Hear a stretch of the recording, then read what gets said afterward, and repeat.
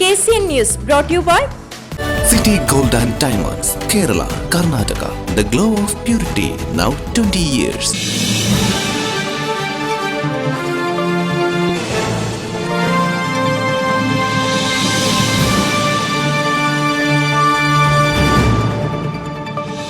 ನಮಸ್ಕಾರ, KCN ವಾರ್ತೆಗಳಿಗೆ ಸ್ವಾಗತ.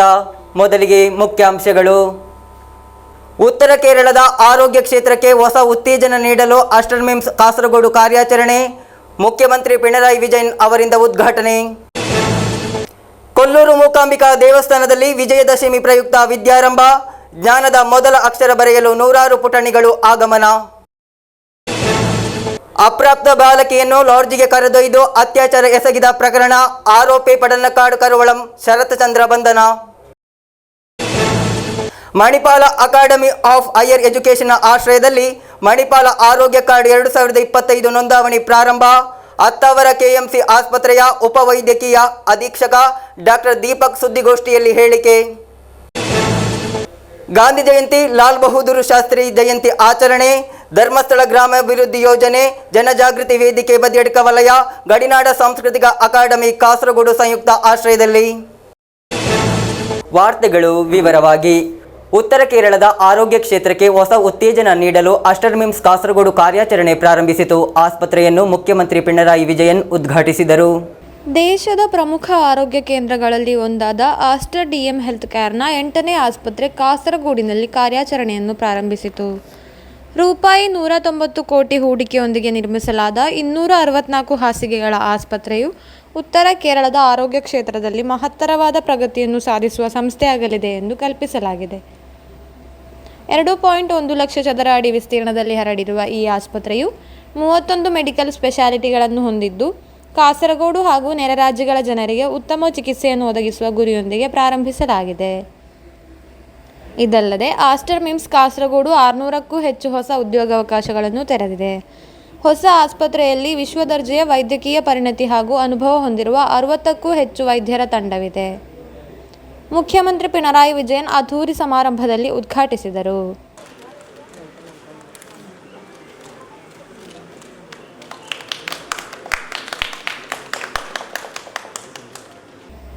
Aster DM health ಕೇರ್ನ ಸಂಸ್ಥಾಪಕ ಹಾಗೂ ಅಧ್ಯಕ್ಷ ಡಾಕ್ಟರ್ ಆಜಾದ್ ಮೂಪನ್ ಅವರ ಸಮ್ಮುಖದಲ್ಲಿ ನಡೆದ ಸಮಾರಂಭದಲ್ಲಿ ಕರ್ನಾಟಕದ ಆರೋಗ್ಯ ಕುಟುಂಬ ಕ್ಷೇಮ ಸಚಿವ ದಿನೇಶ್ ಗುಂಡೂರಾವ್ ಮುಖ್ಯ ಅತಿಥಿಯಾಗಿದ್ದರು. 4 പതിറ്റാണ്ടുകളായി നടത്തിയ പ്രവർത്തനങ്ങളിലൂടെ ആർജിച്ച വിശ്വാസം, ആ വിശ്വാസം കൊണ്ടാണ് വിവിധ ചികിത്സാ വകുപ്പുകളുള്ള ഒരു ബൃഹത്തായ സ്ഥാപനമായി ആസ്റ്ററിന് വളരാൻ കഴിഞ്ഞിട്ടുണ്ട്.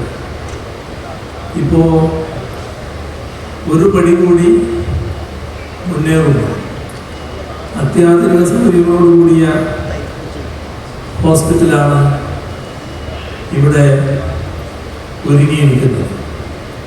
ഇതുവരെ ആർജിച്ച വിശ്വാസത്തിൻ്റെയും പ്രവർത്തന പാരമ്പര്യത്തിൻ്റെയും തുടർച്ച ഇനിയും ഉണ്ടാകട്ടെ എന്ന് ആശംസിക്കുന്നു. ಕಾಸರಗೋಡು ಸಂಸದ ರಾಜಮೋಹನ್ ಉಣ್ಣಿತ್ತಾನ್, ಶಾಸಕರಾದ NA Nellikunnu, AKM Ashraf, E Chandrasekharan, CH Kunjambu, M Rajagopal, ಜಿಲ್ಲಾ ಪಂಚಾಯತ್ ಅಧ್ಯಕ್ಷೆ ಬೇಬಿ ಬಾಲಕೃಷ್ಣನ್, ಚೆಂಗಳ ಗ್ರಾಮ ಪಂಚಾಯತ್ ಅಧ್ಯಕ್ಷ ಖಾದರ್ ಬದರಿಯಾ ಹಾಗೂ ಇತರರು ಕಾರ್ಯಕ್ರಮದಲ್ಲಿ ಉಪಸ್ಥಿತರಿದ್ದರು.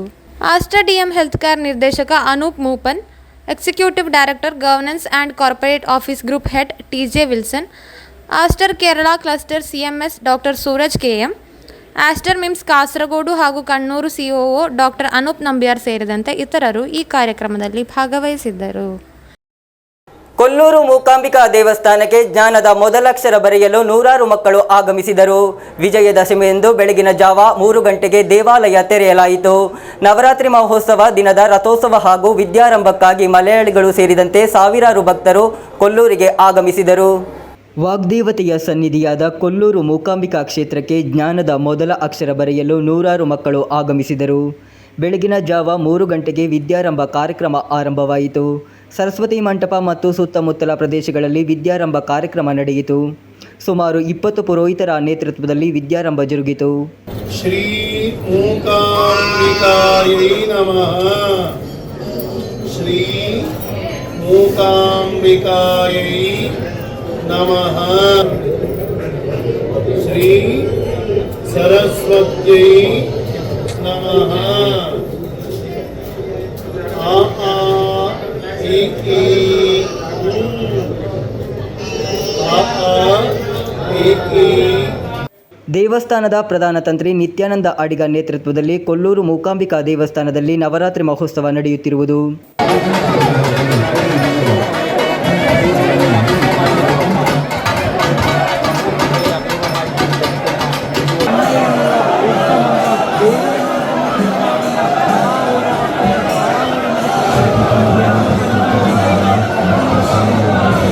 ನವರಾತ್ರಿ ಉತ್ಸವ ಪ್ರಮುಖ ಕಾರ್ಯಕ್ರಮವಾದ ರಥೋತ್ಸವ ಕಳೆದ ದಿನ ಶ್ರದ್ಧಾ ಭಕ್ತಿಯಿಂದ ನಡೆಯಿತು.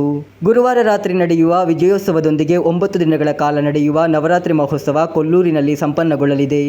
News bureau, Kollur. ಧರ್ಮಸ್ಥಳ ಗ್ರಾಮಾಭಿವೃದ್ಧಿ ಯೋಜನೆ ಜನಜಾಗೃತಿ ವೇದಿಕೆ ವದಿಯಡ್ಕ ವಲಯ ಗಡಿನಾಡ ಸಾಹಿತ್ಯ ಸಾಂಸ್ಕೃತಿಕ ಅಕಾಡೆಮಿ ಕಾಸರಗೋಡು ಸಂಯುಕ್ತ ಆಶ್ರಯದಲ್ಲಿ ಗಾಂಧಿ ಜಯಂತಿ ಹಾಗೂ ಲಾಲ್ ಬಹದ್ದೂರ್ ಶಾಸ್ತ್ರಿ ಜಯಂತಿ ಆಚರಿಸಲಾಯಿತು. ಈರಾ ಸಭಾಭವನದಲ್ಲಿ ನಡೆದ ಕಾರ್ಯಕ್ರಮವನ್ನು ಬದಿಯಡ್ಕ ಪಂಚಾಯತ್ ಸದಸ್ಯ ಬಾಲಕೃಷ್ಣ ಶೆಟ್ಟಿ ಉದ್ಘಾಟಿಸಿದರು. ಧರ್ಮಸ್ಥಳ ಗ್ರಾಮಾಭಿವೃದ್ಧಿ ಯೋಜನೆ ಜನಜಾಗೃತಿ ವೇದಿಕೆ ಬದಿಯಡ್ಕ ವಲಯ ಗಡಿನಾಡ ಸಾಹಿತ್ಯ ಸಾಂಸ್ಕೃತಿಕ ಅಕಾಡೆಮಿ ಕಾಸರಗೋಡು ಸಂಯುಕ್ತ ಆಶ್ರಯದಲ್ಲಿ ಗಾಂಧಿ ಜಯಂತಿ ಹಾಗೂ ಲಾಲ್ ಬಹದ್ದೂರ್ ಶಾಸ್ತ್ರಿ ಜಯಂತಿ ಆಚರಿಸಲಾಯಿತು. ಈರಾ ಸಭಾಭವನದಲ್ಲಿ ನಡೆದ ಕಾರ್ಯಕ್ರಮವನ್ನು ಬದಿಯಡ್ಕ ಪಂಚಾಯತ್ ಸದಸ್ಯ ಬಾಲಕೃಷ್ಣ ಶೆಟ್ಟಿ ದೀಪ ಬೆಳಗಿಸಿ ಉದ್ಘಾಟಿಸಿದರು. ಜನಜಾಗೃತಿ ತಾಲೂಕು ಅಧ್ಯಕ್ಷ ಅಖಿಲೇಶ್ ನಗುಮುಗಂ ಅಧ್ಯಕ್ಷತೆ ವಹಿಸಿದರು. ಹಿರಿಯರಾದ ರಮಾನಾಥ ರೈ, ಎಂಎಸ್ ಮೊಯ್ದು, ಒಕ್ಕೂಟ ಅಧ್ಯಕ್ಷ ತಾರನಾಥ ರೈ, ದಯಾನಂದ ರೈ, ಗಂಗಾಧರ ಆಳ್ವ, ರಮೇಶ್ ಆಳ್ವ ಉಪಸ್ಥಿತರಿದ್ದರು. ಸೇವಾ ಪ್ರತಿನಿಧಿ ಕವಿತಾ ಸ್ವಾಗತಿಸಿ ಸುನೀತಾ ಧನ್ಯವಾದವಿತ್ತರು. News bureau, Kasaragod. Karnataka Manipal academy of higher ಎಜುಕೇಷನ್ನ ಆಶ್ರಯದಲ್ಲಿ ಕೇರಳ ಹಾಗೂ ನೆರೆ ರಾಜ್ಯಗಳಾದಂತಹ ಲಕ್ಷಾಂತರ ಕುಟುಂಬಗಳಿಗೆ ಕೈಗೆಟುಕುವ ದರದಲ್ಲಿ ಆರೋಗ್ಯ ಸೇವೆಯನ್ನು ಒದಗಿಸುತ್ತಿರುವ ಮಣಿಪಾಲ ಆರೋಗ್ಯ ಕಾರ್ಡ್ 2025 ನೋಂದಣಿ ಪ್ರಾರಂಭಿಸಲಾಗಿದೆ. ಈ ಬಗ್ಗೆ ಮಂಗಳೂರು ಅತ್ತಾವರ ಕೆಎಂಸಿ ಆಸ್ಪತ್ರೆಯ ಉಪವೈದ್ಯಕೀಯ ಅಧೀಕ್ಷಕ ಡಾಕ್ಟರ್ ದೀಪಕ್ ಸುದ್ದಿಗೋಷ್ಠಿಯಲ್ಲಿ ತಿಳಿಸಿದರು. 2000ನೇ ವರ್ಷದಲ್ಲಿ ಪ್ರಾರಂಭಿಸಲಾದ ಮಣಿಪಾಲ ಆರೋಗ್ಯ ಕಾರ್ಡ್ ಯೋಜನೆಯು ಈಗ ರಜತ ಮಹೋತ್ಸವದ ಮೈಲಿಗಲ್ಲನ್ನು ತಲುಪಿದೆ. 24 ವರ್ಷಗಳಲ್ಲಿ ಲಕ್ಷಾಂತರ ಫಲಾನುಭವಿಗಳಿಗೆ ವರದಾನವಾಗಿದೆ. ಈ ಆರೋಗ್ಯ ಕಾರ್ಡ್ ಹೊಂದಿರುವವರು ಮಣಿಪಾಲ್ ಸಮೂಹ ಆಸ್ಪತ್ರೆಗಳಾದ ಕೆಎಂಸಿ ಆಸ್ಪತ್ರೆ ಅತ್ತಾವರ, ಕೆಎಂಸಿ ಆಸ್ಪತ್ರೆ ಡಾಕ್ಟರ್ BR ಅಂಬೇಡ್ಕರ್ ವೃತ್ತ, ದುರ್ಗಾ ಸಂಜೀವಿನಿ ಮಣಿಪಾಲ್ ಆಸ್ಪತ್ರೆ ಕಟೀಲು, ಕಸ್ತೂರ್ಬಾ ಆಸ್ಪತ್ರೆ ಮಣಿಪಾಲ, ಡಾಕ್ಟರ್ TMA ಪೈ ಆಸ್ಪತ್ರೆ Udupi, doctor TMA Pai rotary ಆಸ್ಪತ್ರೆ ಕಾರ್ಕಳ ಹಾಗೂ ಮಣಿಪಾಲ್ ಆಸ್ಪತ್ರೆ ಗೋವಾಗಳಲ್ಲಿ ರಿಯಾಯಿತಿ ಸೌಲಭ್ಯಗಳನ್ನು ಪಡೆಯಬಹುದು. ಈ ಕಾರ್ಡ್ ಸೌಲಭ್ಯಗಳು ದಂತ ಚಿಕಿತ್ಸೆಗೂ ಅನ್ವಯವಾಗಲಿದ್ದು, ಕಾರ್ಡ್ದಾರರು Manipal college of dental science Mangaluru ಹಾಗೂ ಮಣಿಪಾಲದಲ್ಲಿ ರಿಯಾಯಿತಿ ಸೌಲಭ್ಯಗಳನ್ನು പടയಬಹುದು ಎಂದು സുദ്ദിഗോഷ്ഠിಯಲ್ಲಿ പദാധികാരിಗಳು ತಿಳಿಸಿದರು. ഇത് ഈ കാർഡ് എൻറോൾ ചെയ്യാൻ വളരെ സുലഭമായിട്ട് നമുക്ക് എൻറോൾ ചെയ്യാൻ സാധിക്കും. സോ നമുക്ക് ഇൻഡിവിജ്വലായിട്ട് ഈ കാർഡ് എൻറോൾ ചെയ്യാം.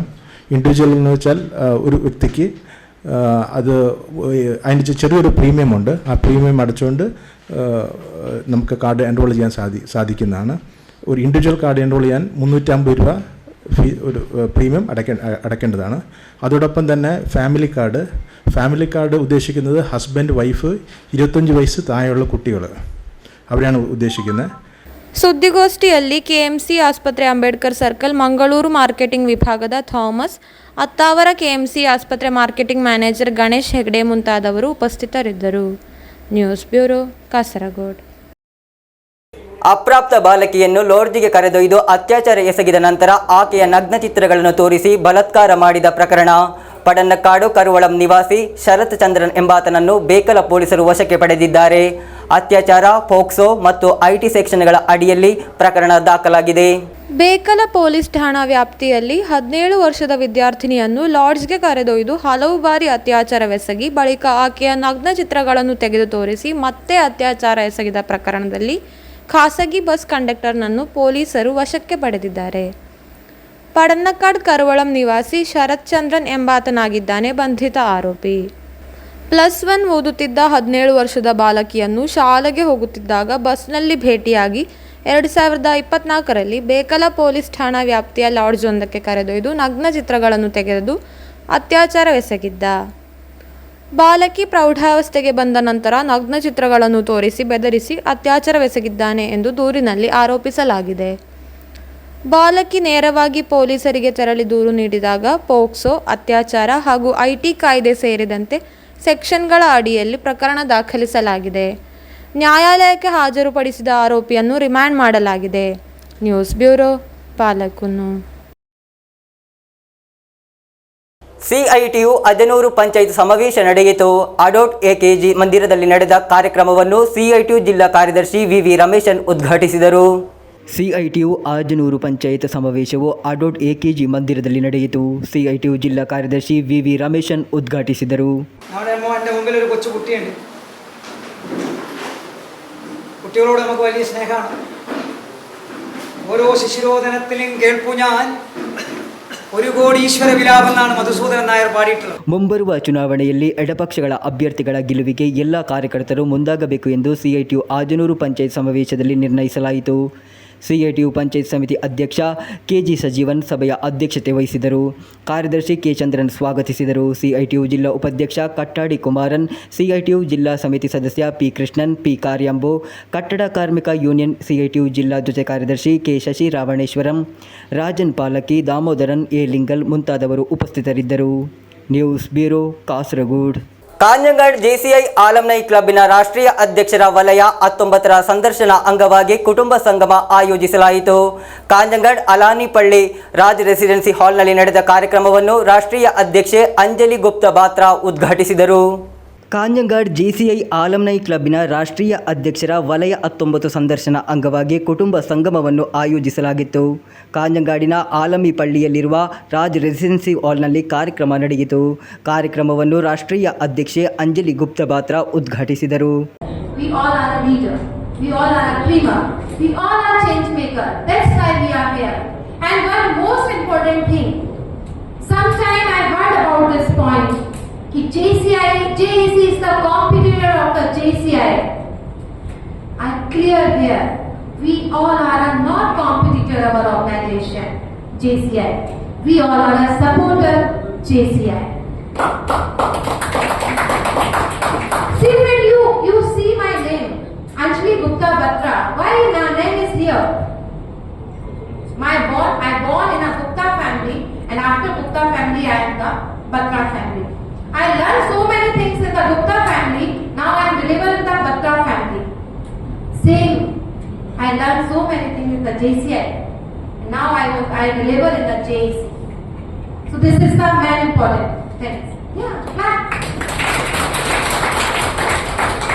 And if I am talking about myself, I am not sharing here any writing speech. I am sharing my views, my experience. ವಲಯ 19ರ ಅಧ್ಯಕ್ಷ ಸುರೇಶ್ ನಾರಾಯಣ್ ಅಧ್ಯಕ್ಷತೆ ವಹಿಸಿದರು. ಕಾರ್ಯಕ್ರಮದಲ್ಲಿ ಸದಸ್ಯರನ್ನು ಸನ್ಮಾನಿಸಲಾಯಿತು. ಮಾಜಿ ರಾಷ್ಟ್ರೀಯ ಅಧ್ಯಕ್ಷ ಪ್ರಮೋದ್ ಕುಮಾರ್, ವಲಯಾಧ್ಯಕ್ಷ ಜೆಸಿನ್ ಜಯನ್, ಮಾಜಿ ಅಧ್ಯಕ್ಷ ಪಿ ಸನಿಲ್, ಮಂಡಳಿ ನಿರ್ದೇಶಕರಾದ ಸಿಪಿ ಪ್ರಮೋದ್, ಸಿ ಮಧುಸೂದನ್ ಮುಂತಾದವರು ಮಾತನಾಡಿದರು. Program officer PP Ranjith Kumar ಸ್ವಾಗತಿಸಿ ಪಿ ಸತ್ಯನ್ ಧನ್ಯವಾದವಿತ್ತರು. News bureau, Kanhangad. ಪುಲ್ಲೂರು ಪೆರಿಯ ಗ್ರಾಮ ಪಂಚಾಯತಿನ ಸಾಂತ್ವನ ಪರಿಚರಣ ಯೋಜನೆಯ ಅಂಗವಾಗಿ ಕುಟುಂಬ ಸಂಗಮ ನಡೆಯಿತು. ಪಂಚಾಯತ್ ಅಧ್ಯಕ್ಷ ಸಿಕೆ ಅರವಿಂದನ್ ಉದ್ಘಾಟಿಸಿದರು. ಪುಲ್ಲೂರು ಪೆರಿಯ ಗ್ರಾಮ ಪಂಚಾಯತ್ನ ಸಾಂತ್ವನ ಪರಿಚರಣ ಯೋಜನೆಯ ಅಂಗವಾಗಿ ಕುಟುಂಬ ಸಂಗಮ ನಡೆಯಿತು. പഞ്ചായത്ത് അധ്യക്ഷ CK അരവിന്ദൻ ഉദ്ഘാടിച്ചതു. വളരെയധികം ദുഷ്കരമായിട്ടുള്ള ഒരു കാര്യമാണ്.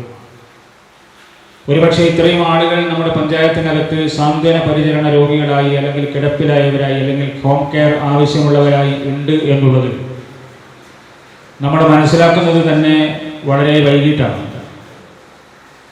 ലോകത്തിൽ മറ്റൊരിടത്തും ഇല്ലാത്ത രീതിയിൽ സാന്ത്വന പരിചരണ പദ്ധതി എന്ന നിലയിൽ കേരളത്തിൽ ആരോഗ്യ വകുപ്പിന് കീഴിൽ നമ്മുടെ തദ്ദേശ സ്വയംഭരണ സ്ഥാപനങ്ങൾക്ക് കീഴിൽ ഇങ്ങനെ ഒരു പദ്ധതി ആവിഷ്കരിക്കുമ്പോൾ ഒരുപക്ഷെ നമുക്കറിയാവുന്നതുപോലെ നമ്മുടെ വീട്ടിന് തൊട്ടടുത്തുള്ള ആൾ പോലും എഴുന്നേറ്റ് നടക്കാൻ കഴിയാതെ അല്ലെങ്കിൽ ശാരീരിക അവയവങ്ങൾക്ക് ബലക്ഷയം സംഭവിച്ച് എഴുന്നേറ്റ് നിൽക്കാൻ പോലും കഴിയാത്തവരായി ഉണ്ട് എന്ന് നമ്മൾ അറിയുന്നത് ഇങ്ങനെ ഒരു പദ്ധതി നമ്മുടെ നാട്ടിൽ വന്നതിന് ശേഷമാണ് എന്നുള്ളതാണ് യാഥാർത്ഥ്യം. ಪಂಚಾಯತ್ ಉಪಾಧ್ಯಕ್ಷ ಎ ಕಾರ್ತ್ಯಾಯಿನಿ ಅಧ್ಯಕ್ಷತೆ ವಹಿಸಿದರು.